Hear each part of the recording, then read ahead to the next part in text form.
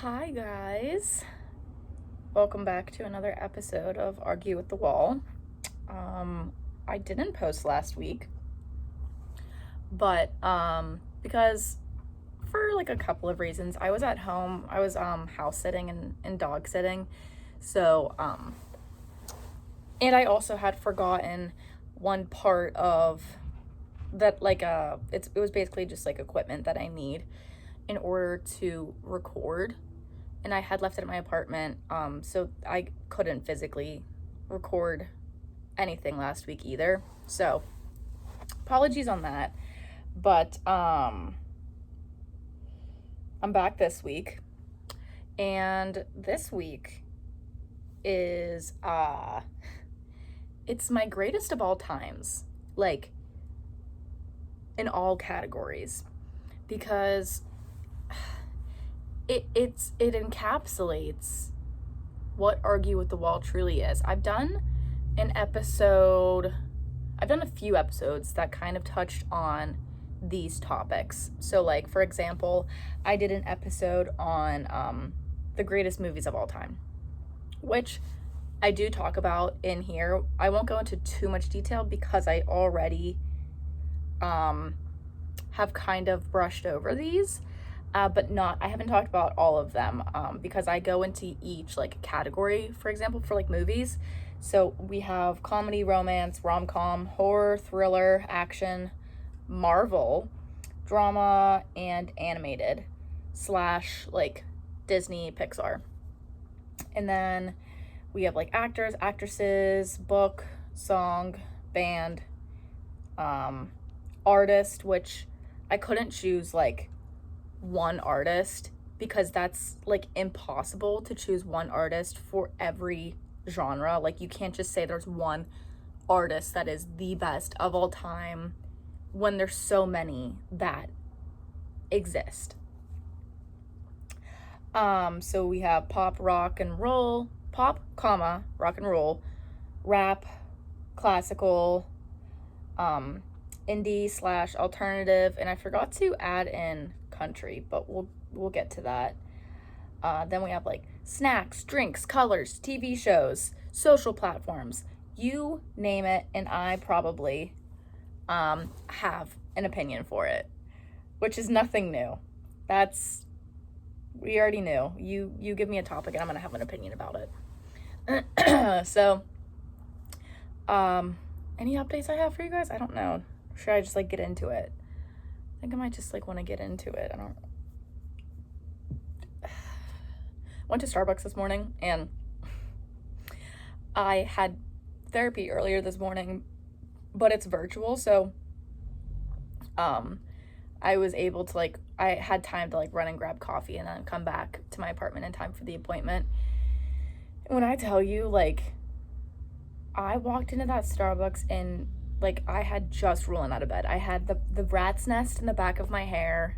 I have a hole in my PJ pants, and I just know I got a couple of looks because there were like the girls that were studying and doing their work there, being cute with their Stanley cups. But not me. Nope. I don't even know what I was wearing this morning. It was just like the epitome of PJs. That's like the only notable thing to share with you guys. So without further ado, let's just get into it. So I want to start off by saying I'm not an expert in any of these. Okay? Similar to the episode where I talk about the greatest movies of all time, I don't have a degree in film. I took one film class, and it wasn't even just a film class, it was American pop culture. A lot of these are heavily based on, like, you have to remember I am an American, and I have not had like a lot of exposure to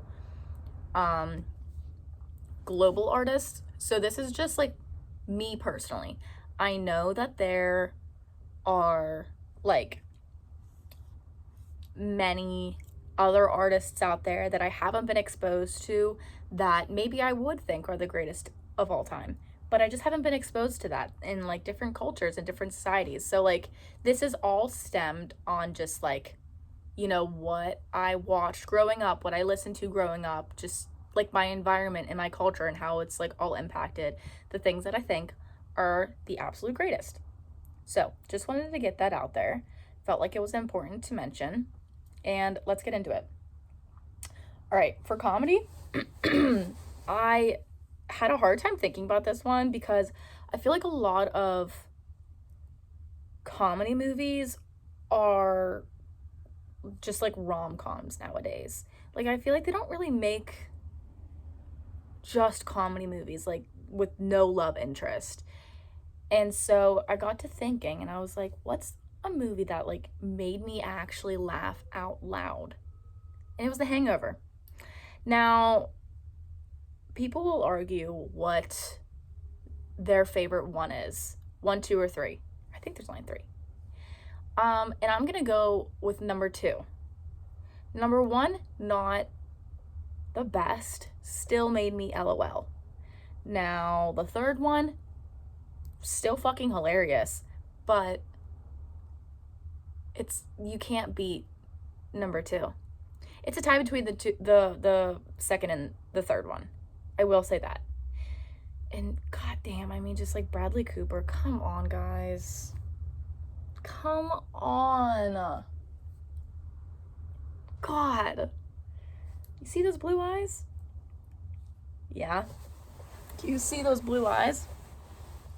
And you tell me that you're not absolutely transported into heaven. He's awesome. But yeah, for comedy, The Hangover. Next up, romance, Pride and Prejudice. And I don't want to hear, oh no, it's The Notebook, oh, Titanic. No. Great movies. Very romantic. But here's the thing with Pride and Prejudice. It was written in a time by a woman who seeked just this, like, she didn't seek this love. Obviously, the main character wasn't like seeking love. Not really. But the reason it's the best romance movie, not besides like the actors and the actresses and how phenomenal everything was, and just like the costume and set design was just like insane. But like the chemistry between the main characters, like Keira Knightley was, what was she, 20?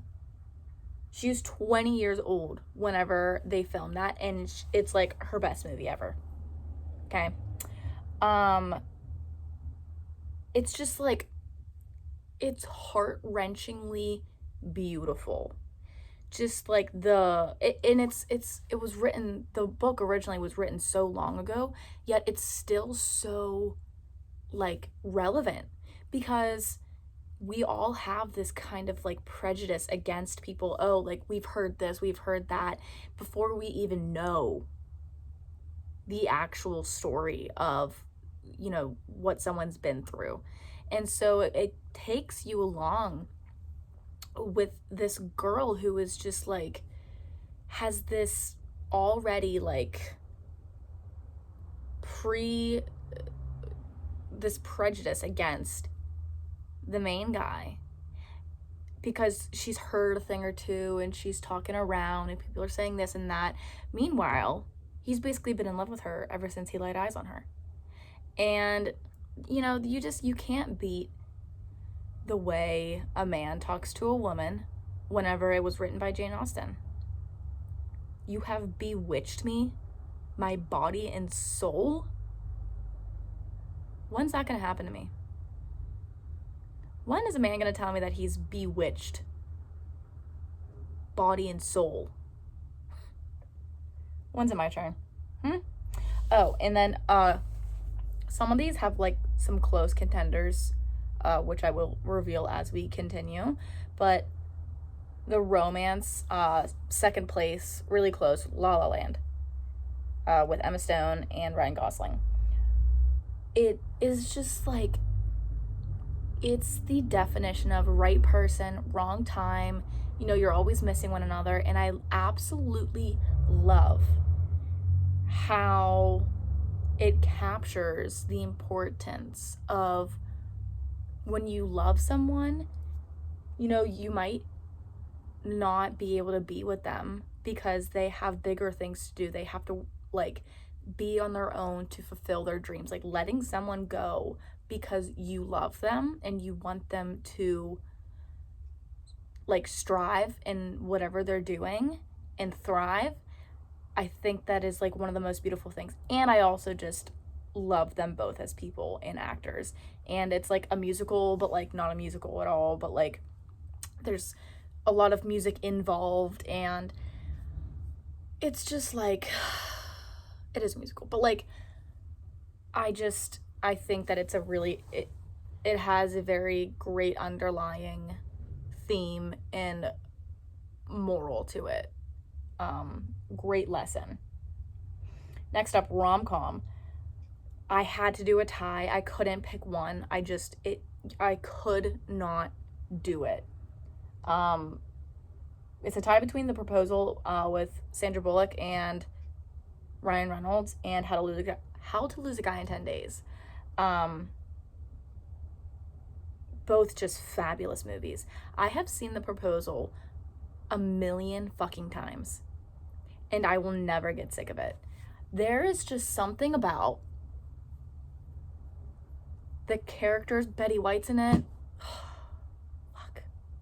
I miss Betty White. I really do. When I tell you, I was in distraught the day I found out Betty White died. That was one of my darker days, for sure. I'm not even kidding either. Like, I loved that woman. I was rooting for her, and she was so close to becoming 100 years old. And then she said I had to go. I was like, whatever. You wanted to leave us? It's fine. No, but anywho, getting sidetracked. Great movie. If you've never heard of The Proposal, or like don't know what it's about, it's basically Sandra Bullock's character. I can't remember her name right now. She is, I believe, Canadian. She's living in the US, and she has like a high position at this company, I think in New York, or some big city, and she doesn't have her citizenship, and she's basically like, she's told that she's getting deported because I think she went through a divorce or something like that. Basically, she's getting deported and sent back to her home country, and she's like, shit, like I can't leave. I have so much here. I've built like my entire life here. My career is so successful, this and that. So she has this like a little assistant, or I don't think, yeah, he's her assistant. It's Ryan Reynolds. And she's like the devil, by the way. Like, she is not a great boss. She's mean, she's bossy. Ryan Reynolds and Sandra Bullock don't like each other in this movie. Now, she comes up with this idea, basically, of pretending to get married. Like, that's why it's called The Proposal, with Ryan Reynolds. And in order to save herself from being deported. And it just takes you along their journey of like her meeting his family and like making it seem as real as possible, in order for like the deportation center to believe them. And it's just like, you want to know what? Sandra can do it all. Sandy can do it all. Because you think about it, Bird Box and then The Proposal. You could do a dramatic, scary thriller, and then you can do The Proposal, a classic rom-com. Come on. She can do it all. Truly. Ryan Reynolds is also just one of the funniest people on the planet. I'm so serious too. And then I talked about How to Lose a Guy in 10 Days in my greatest movies of all time episode. So if you want to learn about that, hear me talk about that, go ahead. They just don't make them like that anymore. That's all it is. They don't make rom-coms like that anymore. They make rom-coms but just not like that. They just don't do it that same way.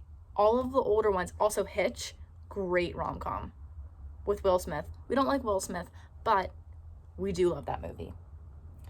Next up, horror/thriller. I want to reiterate that I don't like scary movies, but I had, it's a staple piece in cinema, so I thought I would include it. Us, directed by Jordan Peele. It is a close second to his other one, Get Out. I could hyperanalyze this movie for the rest of my life. You say, I want a 2,000-page essay on this movie, I could do it. His mind is absolutely insane, okay? The use of so many symbols and how there's just so many, allegories throughout this movie, it is I don't even know how. And it seems so effortless, too. And the way that he incorporates humor throughout the movie while still having it be a thriller, scary movie and not a comedy movie, I think that it's incredibly brilliant. Did I have anything else to say about that? No, but if you haven't seen any of his movies, I haven't seen his newest one yet, but I like them because they still will give you that jump scare, but it's just what the fuck is going on?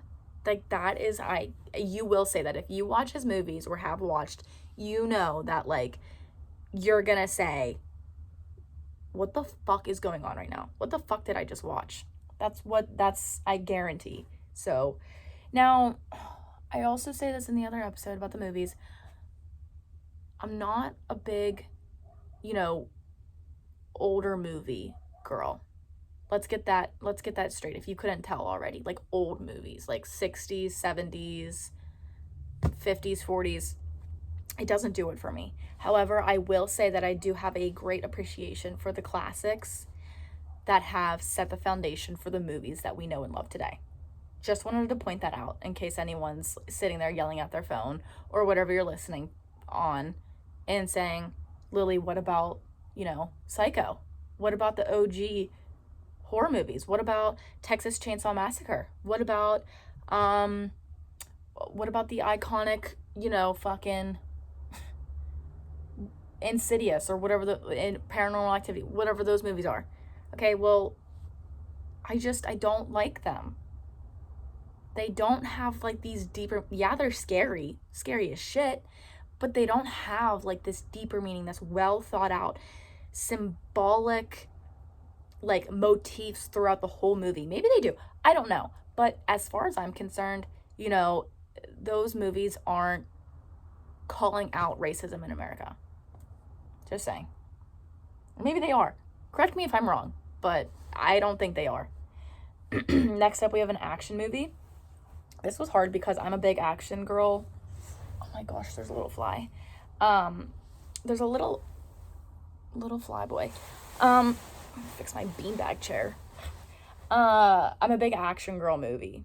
So this was pretty hard for me. But at the end of the day, I think one of the best, when I watched this movie, I remember just saying out loud, holy shit, that was a good movie. And I don't say that very often. I'll be oh, that was so good. But I remember watching this movie and being stunned. I was this is that was a fabulous movie. And that would be Skyfall. Released in 2012, James Bond movie, if you're not familiar, with Daniel Craig. And it's just all of the James Bond movies are phenomenal. And there's a reason why. And I haven't seen the older ones, which I'm sure I would like because I like James Bond. But And you want to know what my non-serious answer for the greatest action movie of all time would be? Transformers, but the early ones, like the first, second, and third one. After Shia LaBeouf left, it was just went downhill. When it was him and Megan Fox, it was peak, and then he left.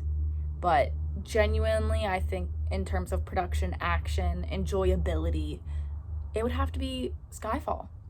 And then also you add on top Adele's song Skyfall. She wrote for it. That is fabulous. So next up we have Marvel. At the end of the day, I'm going to be a Marvel girl, not a DC comic girl. No hate to DC comic. Like it, but don't love it. Like, at the end of the day, I'm going to choose Marvel. And for the best Marvel movie, I'm going to have to say Avengers Infinity War. Yeah, I'm going to be that bitch.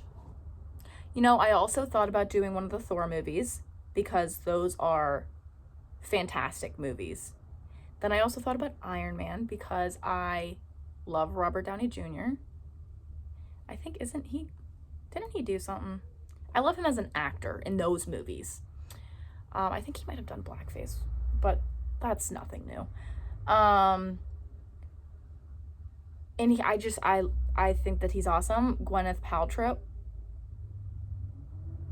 I don't think I said that right. Is that her name? Gwyneth Paltrow? Yeah, Gwyneth Paltrow. In that movie, spectacular. Just all great things about it. However, I will say that once again, Infinity War was one of the movies that I saw in theater and I was like, holy shit, that was a good movie. Like, out loud, absolutely stunned from just like the acting and the plot of it, and Thanos's just like the whole background of him, and the whole plot was so good. And then the CGI, oh my god, it was just such a good movie. If you haven't seen it and you're like, nah, I'm not really into like superheroes and stuff, I still think that you should try it, because it's like, oh my god, there's a little fucking fly. Oop, I killed him. Sorry. Even if you're like, I'm not really a Marvel kind of person, that's fine. But if you're ever in the mood to maybe try one out, try Infinity War. I also like it because all of the characters are in it, like all of the Avengers are in it. And yeah, I'd love to say Ant-Man because I love Paul Rudd with my whole being. I love that man. But the movies just don't do it for me personally. However, in theory, I would love to say that movie just because of him, but it's not. So, but I still love him at the end of the day.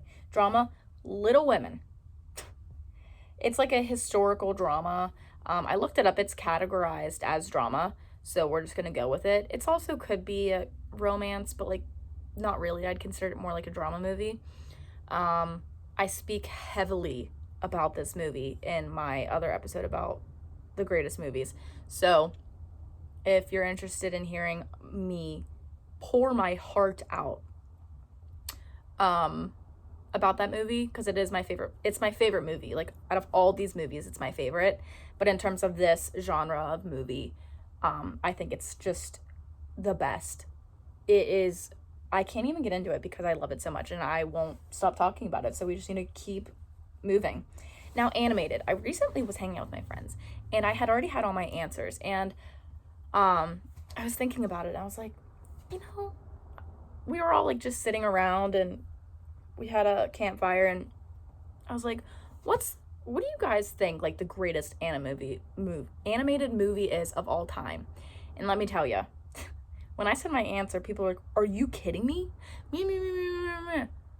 Okay, now once again, I want to reiterate, I'm mainly thinking about like Disney movies, which I should have specified, but I guess there are like a bunch of animated movies that aren't Disney or Pixar. But in my noggin, when I was thinking of an answer for this, I thought of like Disney and Pixar movies. Also DreamWorks, like Ice Age is not my number one, but it's my number two. Absolutely. It is the most enjoyable movie. Also, just thought of this one, Incredibles, but the second one. When I tell you, it was embarrassing how much I was laughing whenever I was watching The Incredibles too.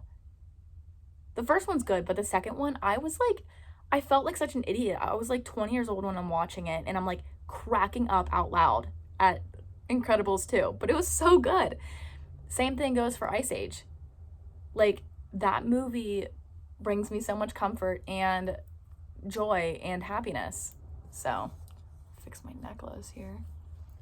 But my number one is Beauty and the Beast. And let me explain why. There, like most Disney movies, there are a lot of valuable lessons in that movie that can be applied to real life. So for example, just the main lesson of just not judging someone based on how they look or what you've heard, which again is like Pride and Prejudice. You know, Belle had this this notion that he was this bit, well, he did kind of give her a reason to be scared, but that's besides the point. Like, she didn't know that he was cursed and that he had, you know, gone through all of this and that he used to be a prince and this and that. And so it's like, and I just love Belle. And growing up, some of my family members call me Lily Bell, and I just think she's so graceful. I also love that it takes place in France, and I also love that she loves books. I see myself in her. Ew. I like relate to her. And no, I don't want to hear Frozen is the best animated movie. I don't want to hear that. If that's your opinion, you know what to do. I'm sorry. It's like, no hate, but like, I mean, I'm hating a little bit. It's not bad, but I just genuinely do not understand the absolute cult that is Frozen. I don't get it. I'm not saying it's a bad movie. I think, you know, I've seen it before and it's not a bad movie, but how did it get, like, it broke records, okay? Let It Go was like the number one song for how long? It's like one of the most famous songs in the world. How did it get there? It's not bad. Once again, I'm saying it's not bad. It's a decent movie. It's enjoyable to watch, but to the extent of what it turned out to be, insane. So, yeah, I don't want to hear Frozen or Avatar. Fuck you. Those movies are way too long. Movies should not be that long. Sorry. Even if you have ADHD or you don't, you should not have a movie that be that long. 4 hours? Are you insane? Next up, well, that's it for movies. So, I probably forgot a genre that I just don't feel like I don't like Western movies, so I'm not gonna I don't know, like, about that. And so, those are the categories and genres that I thought of.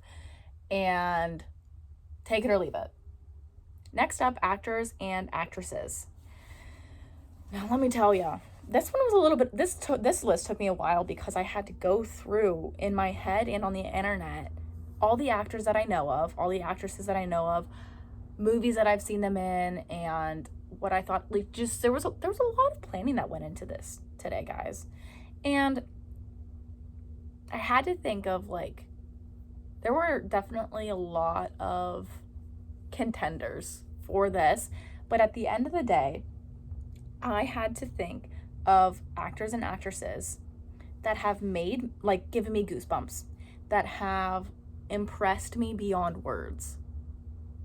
And I narrowed it down to one person per category, like actor and actresses. Viola Davis. If you have not seen anything she's been in, notably she's been in a lot, but she was in How to Get Away with Murder. Her performances in every movie, every show, every whatever she's in is breathtaking. She gives me chills by saying 3 words. And it is like her acting is so compelling. It's insane. I don't know how she does it, but I think she is the greatest actress of all time. Of all time. I'm so serious. Now, don't get me wrong. I wonder, did I have any? No, I didn't have any, like, close contenders, but, like, Meryl Streep, we all know and love her. She's a great actress. But in terms of, like, I don't know if she's ever given me the goosebumps. You know, I don't know if she's ever, like, made me really feel something besides, like, happiness. I still think she's a great actress. But in terms of, like, the impact, Viola Davis all the way. Sorry. Actor. Now oh God, I just choked on air. Now I know everyone wants to say Tom Hanks. Isn't Al Pacino an actor? Maybe I just embarrassed myself. But in modern day cinema, that's what I'm talking about. This is modern day cinema, okay? Johnny Depp takes the cake. And let me explain why. That man has played roles and absolutely transformed himself into every single character. There are times where he'll be in a movie and I don't even recognize that it's him because he can change his voice and his mannerism. Like him going from Jack Sparrow, Captain Jack Sparrow, to Mr. Wonka and Charlie and the Chocolate Factory. You're telling me, like, I remember for the longest time, I was in disbelief that was Johnny Depp and Willy Wonka in the Chocolate Factory, Charlie and the Chocolate Factory. I was dumbfounded because it just doesn't sound like him, it doesn't look like him, but he does it for me in terms of acting and just in general, you know. I think that he is notably one of the greatest actors. And here's the thing. I haven't, well, ever since, you know, the whole trial thing, but I don't really remember him being in a lot of other movies as of recent. Now, I understand that Tom Hanks is a great actor. I don't love Tom Hanks. I don't know why. And I will say that I don't like Forrest Gump. Anytime I say that, people are like, oh, what? How? What do you mean, how? It's not a bad movie, but it's not good. It's boring. And that might be one of my most controversial opinions that I'll ever say on this podcast. So, but no, I don't want to hear Tom Hanks this, Leonardo DiCaprio that. I think Johnny Depp knows how to do it.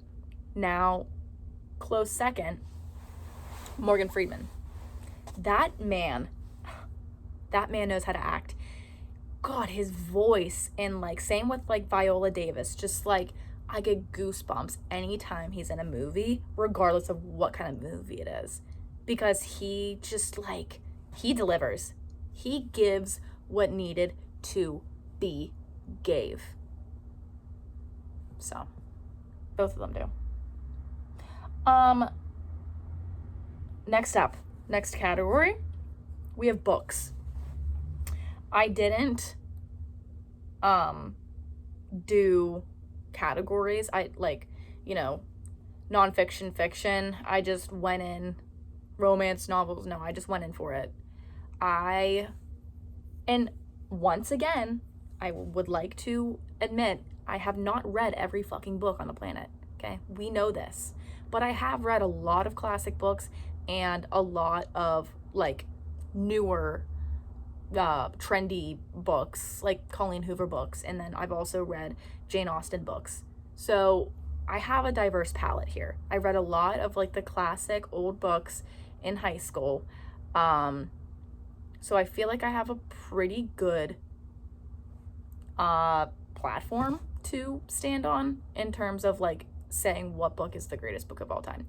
Now, whenever I made my list, like this whole list, I was looking at other people's lists for ideas and inspiration, and a lot of the lists said the Bible was number one, which I was kind of shocked by, because you don't think of the Bible as a novel, even though it is, because it has like a story and a plot and characters and all of this. Now, in terms of like how you want to classify the Bible, that's a whole different topic I'm not going to get into, because that's not what kind of podcast we're on right now. But I just wanted to like mention that, because I just was like, that I was not expecting that at all, but I just thought it was pretty interesting. Thought I'd share that.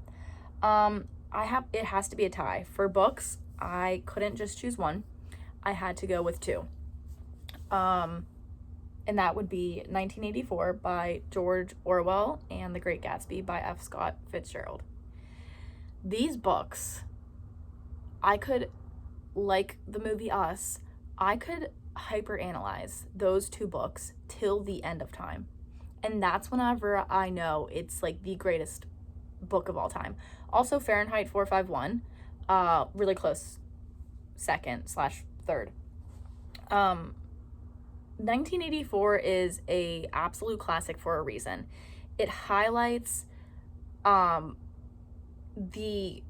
danger that technology can bring, and it's just like in the government, and it like during its time when it was written, it was just like it was a topic that people weren't talking about that much. And then he said, here's this book, have at it, start questioning everything. And it worked. People started thinking about things differently, and you know, big brother's always watching, like kind of situation. And it was like, it was insane. And now in terms of like entertainment, I wouldn't say it's necessarily entertaining. Like, you know, like the Hunger Games, you're flipping pages, you're finishing that book in a day. But, and that series is really great, by the way. But in terms of, once again, like the impact that it has, and the, like how much you can hyperanalyze it. You could definitely hyperanalyze the Hunger Games. But what I'm saying is that there is such a deep meaning to 1984 and The Great Gatsby. Now, moving on to The Great Gatsby, I read this book in 11th grade, my junior year of high school, for my AP English class. And we hyperanalyzed the shit out of this book. And and some of the times I was like, I don't think Fitzgerald actually like meant to write it like that, but okay. Like, we were deep diving, like the motifs of like the use of color and textures and words and visuals, and so many things in that book can be analyzed.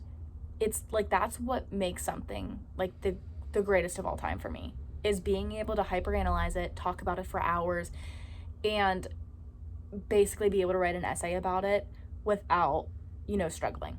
That's what makes something like the greatest of all time. I also just realized I don't have athletes on here for a good reason, because if you think that I know who the greatest athlete of all time is, you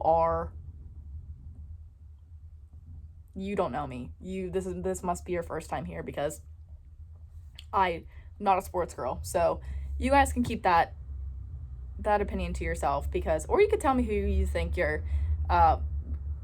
the greatest athlete of all time is. I know people will say I'm not even gonna say any names, because you want to know what I think. I'm gonna fuck it up and I'm gonna get bullied. So I'm not even gonna say any names, but you know, people say who the GOAT is. Anyways, The Great Gatsby, great movie, but even better book. That book, I think I would recommend watching the movie.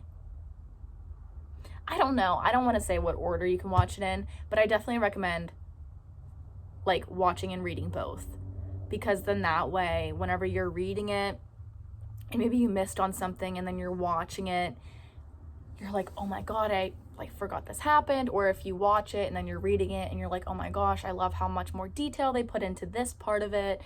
it's a very, very, very well written book. Very well written. And I was going to say Little Women, but I already said that as my movie, so we're not going to do a double. Second place contender for books is Alice in Wonderland. Now, I know what you may be thinking. Is that not a children's book?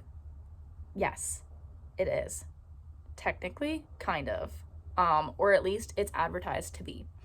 In 9th grade, I did a paper, which I didn't get a good grade on, which was surprising because I learned a lot and I thought I did a good job. But anyways, it was my English class, or maybe this was 10th grade, my bad. Did a paper on the allegories in Alice in Wonderland. Now, if you don't know what an allegory is, it's basically like something with a deeper meaning. Basically a lot, but it's typically like a dark meaning. So for example, in Alice in Wonderland, you know, it's labeled as a children's novel, but it's an incredibly dark, allegorical coming of age book where Alice goes through like this growing stage, and when she gets huge and then she has like all of these, it's like it touches on like drugs and hallucinogenics and like acid, just like things that she's imagining and picturing. And I would recommend like reading a little article about it. I think it was an incredibly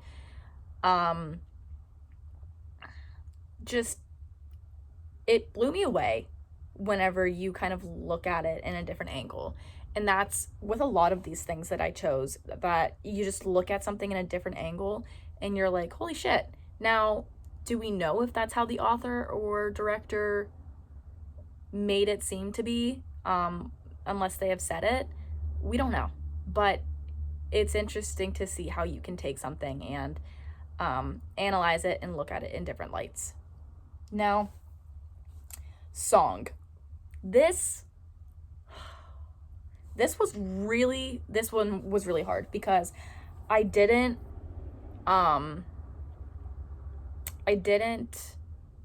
do like the best song in country, the best song in rap, and like categories like that. I just took what the best song lyrically and rhythmically I know to be true.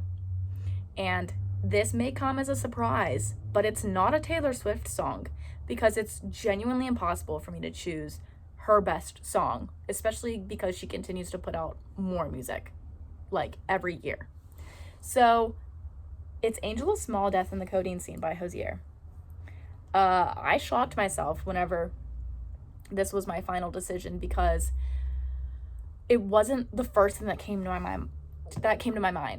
Because I did a lot of research on like the best artists, the best lyricists, people who do really great lyrics, and then looking at their catalog. And I did a lot of research, and I was in between a few of his songs, but this song, if you haven't listened to it, and I'm sure it's not for everyone, and I know people are going to say, what, you're out of all the songs in the world, that's what you're going to choose? Yes, it is. Yeah, I am going to choose a Hozier song as the greatest song of all time. Now, I know you may be thinking, Lily, you could have chosen any iconic song, like Stairway to Heaven or Billie Jean, anything like that, any of the iconic ones, and you're right. But lyrically, like, Angel of Small Death is gonna do it. I picked out a quote that or like a lyric from it that I just want to leave you with. Quote, feeling more human and hooked on her flesh, I lay my heart down with the rest at her feet, fresh from the fields, all fector and fertile. I know you might be thinking, what the fuck does that mean? Exactly. When you analyze it, and whenever you pick out each, it's like fucking Shakespeare. Like, Hozier songs are literally like Shakespeare. Same with Taylor Swift songs. Some of them. Like, I'm just like sit there and I'm like picking apart the whole song, and I'm like, holy shit. Like, it's at the surface level, you're like, what does this mean? And then you think about it and you analyze it, and then you're like, oh my God. So, Cardigan is an extremely close contender, even like remaining neutral, because you can't deny how great those lyrics are. And like, leaving like a father running like water. You drew stars around my scars, but now I'm bleeding. Come on, dude. And just, I can't even get into it. I have an episode all about Taylor Swift, because I am, at the end of the day, I am a Swiftie, tried and true. At the end of the day, she raised me. What can I say? Also wanted a little side note. Blinding Lights by The Weeknd is the most streamed song ever at 3.4 billion streams. Holy shit. I just wanted to throw that out there because people are like, oh, it's the greatest song of all time. No, it's just like the most streamed song of all time. It's not a bad song, it's just catchy. A lot of sites were saying Bohemian Rhapsody, great song. Fabulous song. Like, that's definitely up there for me. But at the end of the day, I am gonna choose Angel. And you want to know what? Ask me in 2 months what I think, and half these answers are probably gonna change. Band. Once again, I didn't do like any categories. I just took all the bands that exist, and I technically picked 2 because I couldn't choose. Like, I could not choose. And that would be Fleetwood Mac or ABBA. Those 2 have done what every band should do. Just create stellar music lyrically and in terms of like production. They're enjoyable, but they're also incredibly, like, you can manipulate them, you can analyze them, and it's the vocals in all of their songs. They're catchy, but they're also not like poppy and annoying like fucking Gangnam Style. That's just the first one that came to my mind because it was such a big song for so long. Or like Baby by Justin Bieber. Like, those are pop catchy songs, but there's a difference, and that's when you know they're a good band / artist, when they get stuck in your head, but they're also lyrically and sonically well produced. And there's just like, there's no doubt about it. And here's the thing. I know people are going to be thinking, wow, you're going to roll out Rolling Stones, the Beatles, and I am. Not saying that they're bad bands by any means. I think what they've done is iconic, and I think that they have really great music. They're up there for me, absolutely. But at the end of the day, I'm going to choose Fleetwood Mac or ABBA. Absolutely. Of the greatest of all time. And that is a very, it's a bold statement. Of all time, yeah, I am choosing Fleetwood Mac or ABBA. But in my heart, One Direction will always be the greatest band of all time. Just for like my childhood heart. Like, lyrically, they weren't doing what Fleetwood Mac is doing. They weren't writing The Chain, but they were giving out some heartaches. They were heartthrobs. Now, I will say, to wrap up the band portion, I wanted to note that, like, I think Freddie Mercury is, like, Queen was a great band. Not the greatest of all time, obviously, for me.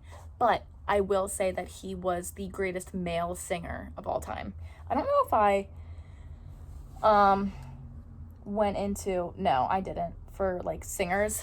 But I definitely think Whitney Houston is probably the best female singer of all time, I think.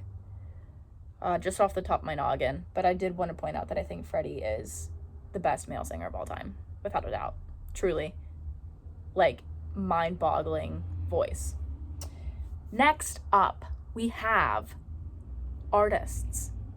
Now, this one I did, this one I did do categories because it just didn't feel right to roll out. Oh my God. It just didn't feel right to roll out, you know, so many people because every artist is so different in each category. So, excuse me. First up, we have pop. Are we going to be surprised with who I'm going to say? Adele and Taylor Swift. Tie. Easily. What they do, if they had a song together, it would be unstoppable. With Adele's voice and Taylor's songwriting, both of their songwriting combined, I think that is like, that would break the internet.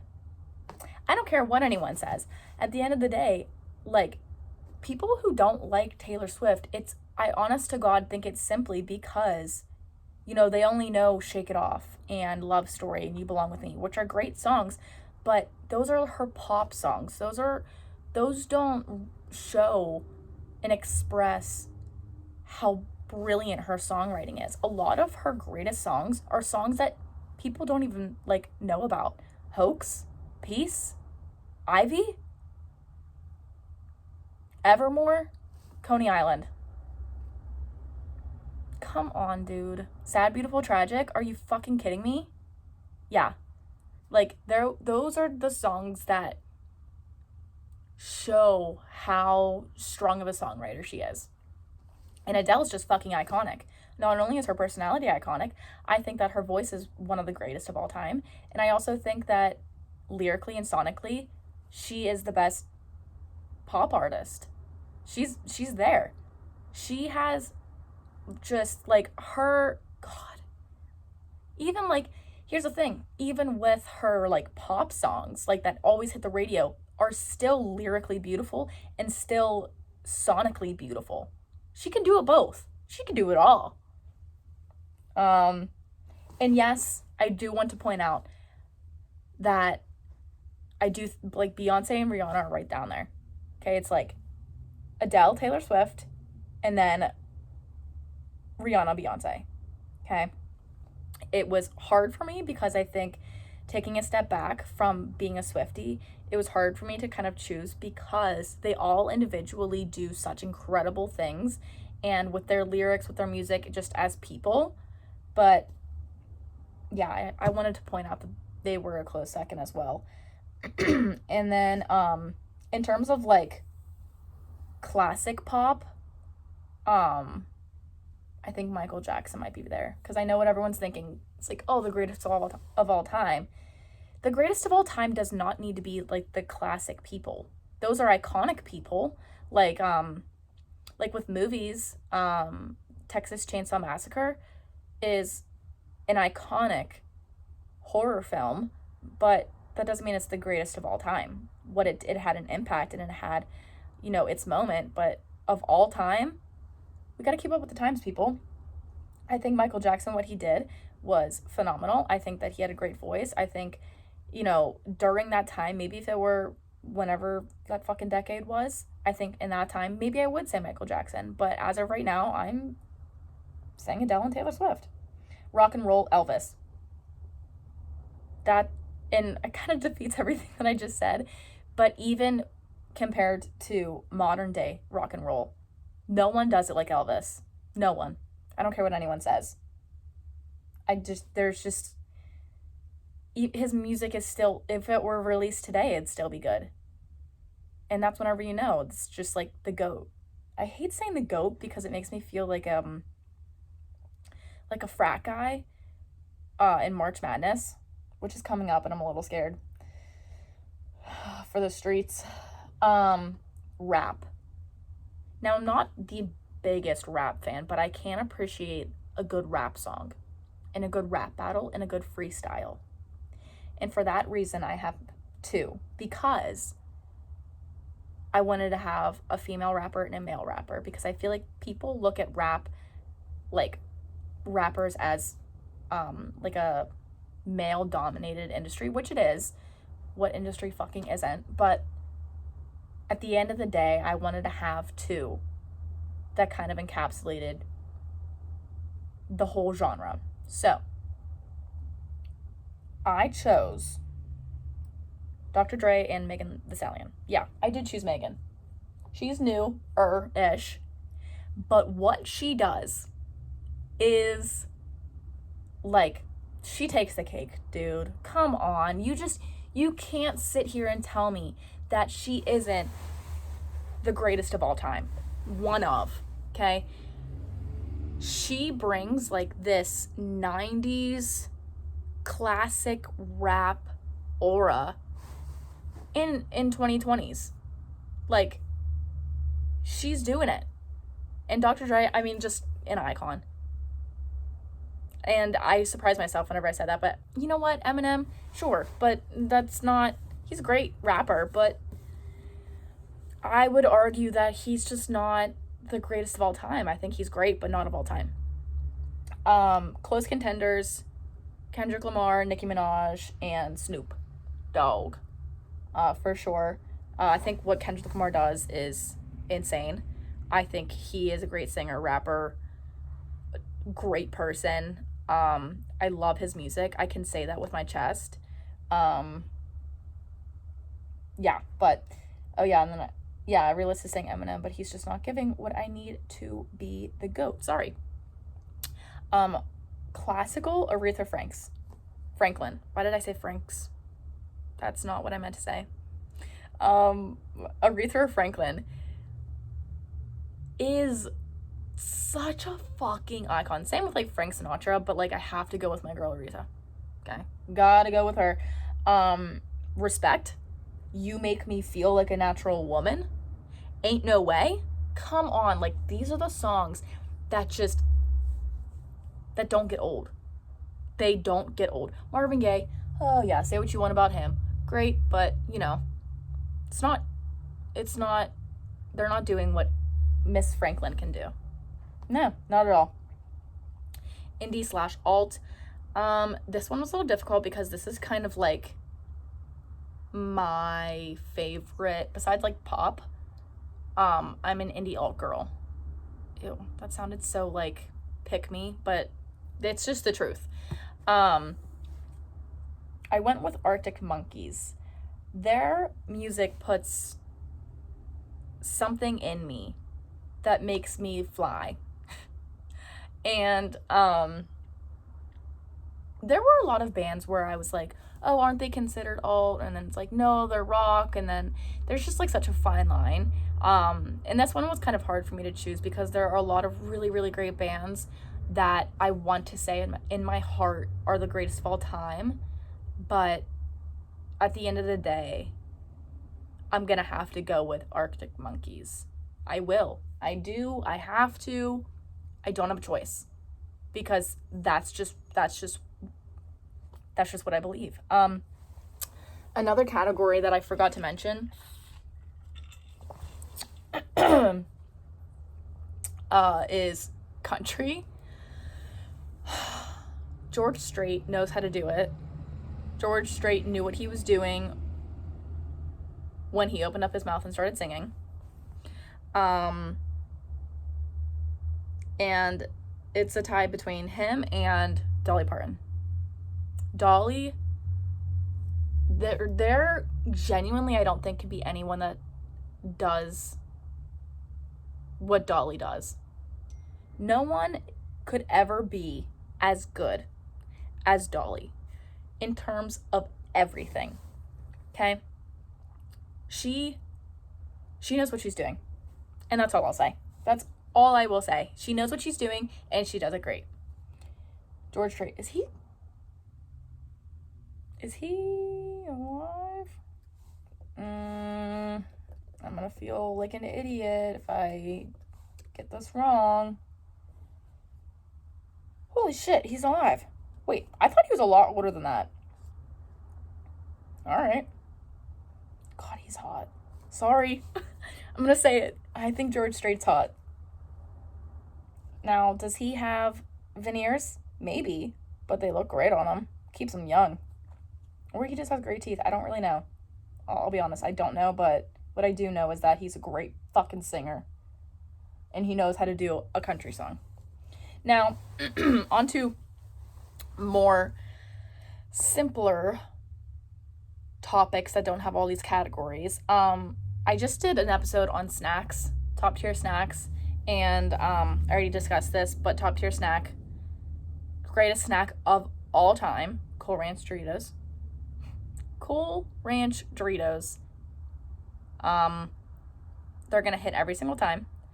They never get old, ever, and that's when you know it's a great fucking snack. Next up, drink, the best drink of all time, the greatest drink of all time, non-alcoholic. Besides water, I'm gonna go with a strawberry acai refresher. That shit is gonna do it for me every fucking time. I have been drinking that shit religiously since I was 15, and I'm turning 23 in a few months. So, I would love to know how much money I have spent on strawberry refreshers and just Starbucks in general. I would love to know. Actually, I take that back. I would not like to know, because it would probably be the most humiliating thing in the planet. So, drink alcoholic, vodka pineapple. Vodka pineapples are going to do it for me every time. And if you haven't tried it, you need to try it. Every time I get it at the bar and someone's like, what are you drinking? And I'm like, vodka pineapple, please try it. Please try it. You need to try a vodka pineapple. And they do, and they're just like, holy shit. Yeah, exactly. So if you are 21 and over, try vodka pineapple and thank me later. Next up, the rest of these categories are so funny because they're just like little categories, but the greatest animal of all time, I think, is a sea otter. They lay on their backs and they float and they carry little pebbles, and they also like hold hands so they don't float away from each other. And I think that is like the sweetest thing on the planet.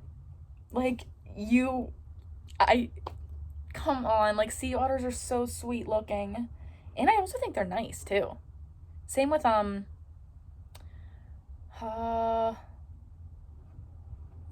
is it seals?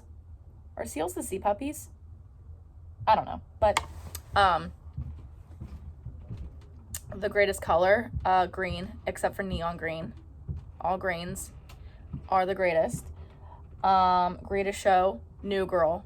We already know this. If you've been listening for a while, you know that that's just non-negotiable for me. In terms of reality TV shows, greatest of all time, I don't watch a lot of reality shows, to be honest, but recently watched Too Hot to Handle, and that was fucking hilarious. Anything on HGTV is also up there for me. But I'm not the biggest reality. Keeping Up with Kardashians, Real Housewives, I don't care. I don't want to hear that. I don't like it. It's not my favorite. And last but not least, the greatest social platform of all time is Pinterest. There's no drama, just vibes. It caters to you beautifully. And that's all I need. So that's all I have for you guys today. This was a long one, but I hope you enjoyed. Thank you so much for listening. You can follow the pod on Instagram at Argue with the Wall, but the with is a W. You could subscribe to the YouTube channel, follow this pod wherever you're listening to it, rate it, like it, do whatever you feel like. And let me know your thoughts. Let me know your greatest of all times. And we'll chat next week. Bye.